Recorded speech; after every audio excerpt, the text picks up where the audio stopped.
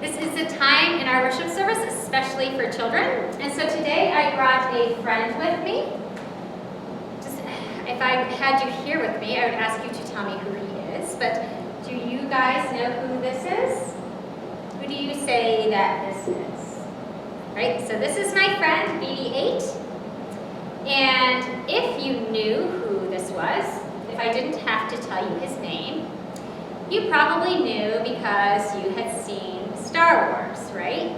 This is a character from Star Wars, and we learn about him through the story of Star Wars, right?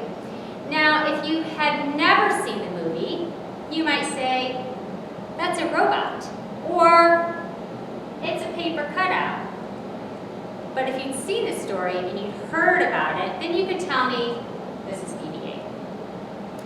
In our gospel story today, Jesus says to the disciples, who do people say I am? Well, depending on your experience with Jesus, some people might say, oh, that's Jesus of Nazareth, because they know that's where Jesus lives. Or, that's Jesus a carpenter, because maybe they knew that was his job. Or maybe they would say, I don't know, I've never met the guy before. Or they might say, oh, that's Jesus the teacher. I saw him in the temple teaching. But when Jesus asks Peter, he says, Jesus, you're the Messiah.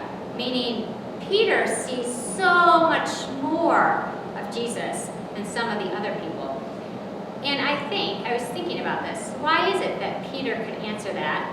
And a lot of other people would just say, oh, that's just Jesus. Or just like we would say, oh, that's BB8. I think it's because Peter had such a broad, when I say that I mean like lots of experiences. Peter experienced Jesus in so many different ways, right? And what he experienced of Jesus was not just the story of Jesus, was not just Jesus teaching, was not just seeing him in his hometown.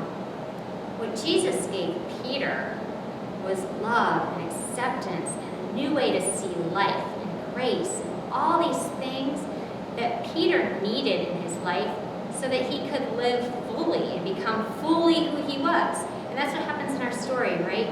Peter sees Jesus, he experiences it in a great way, and then Peter lives into who he is. He gets to be the rock, and that becomes like his nickname. So anyway, my question to you was, if somebody asked you, who is Jesus? How do you see Jesus in your life? What would your answer be?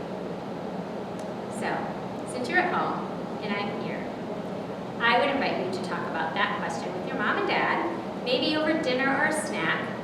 And the question is, where do you see Jesus in your life?